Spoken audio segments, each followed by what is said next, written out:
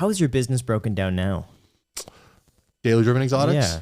So YouTube is all I do for income. Well, I shouldn't say YouTube. It's very generalized when I say that. We're really a media company. So I look at my business as, I don't look at myself as I'm a YouTuber. I say that because it's what's familiar to the average person. Mm-hmm. But really, DailyDrivenExotics is a media company, because my history that I explained to you guys on this podcast is marketing, right? It was, I did some marketing with obviously email, and then I did marketing with Facebook, like online marketing. I always wanted to stay in that realm, and I saw YouTube as a form of marketing. I was on the opposite end of it this time.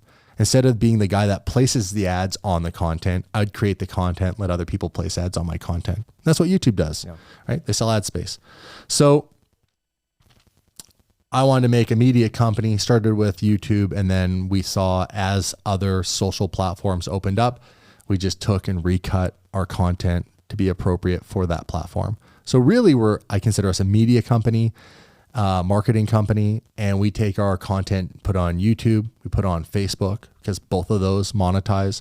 We put content on Instagram, specifically in the form of Reels, because Reels monetize. Yep. We recently just got a Snap show, so we're kind of learning how Snapchat works and the algorithm works and what works with our content, how we need to cut it up to hold attention, retention, all that.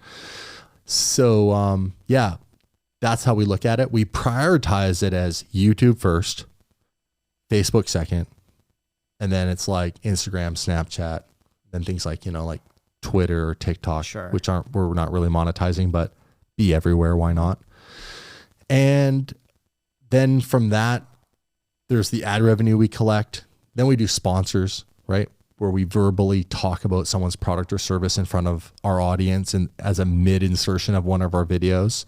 So we get to do all sorts of fun stuff. But essentially it's like, we're a marketing company, make good content around exotic cars and the lifestyle, and monetize it. Can you say how much the company's bringing in per year? Like in total? Yeah. Well, it fluctuates based on obviously how well our ideas are working. And it's a revolving door. Like what worked last year isn't working as well this year, because it gets saturated really quick. Mm-hmm. And the thing that'll happen, as you know, is when you start doing something that works, it's only a matter of time before other people will copy it. Mm-hmm.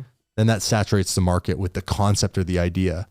So 10 years ago, I could take a Gallardo and go drive it down a gravel road, millions of views.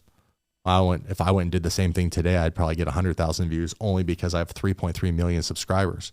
But if you think about the odds of 3.3 million subscribers and only 100,000 people watching that, it's awful. Yeah. So that just tells you the market's not interested in that anymore.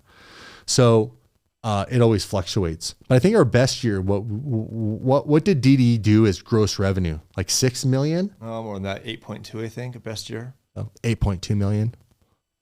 What year was that? Is it 2020? 2020. Yeah, 2020. It was insane. That year, just companies were throwing money at YouTube because everyone is at home and everyone was watching YouTube. Yeah. Yeah. And everybody still is. I think YouTube has a really long runway. Yeah. I don't see anybody coming up and knocking them off of that pedestal.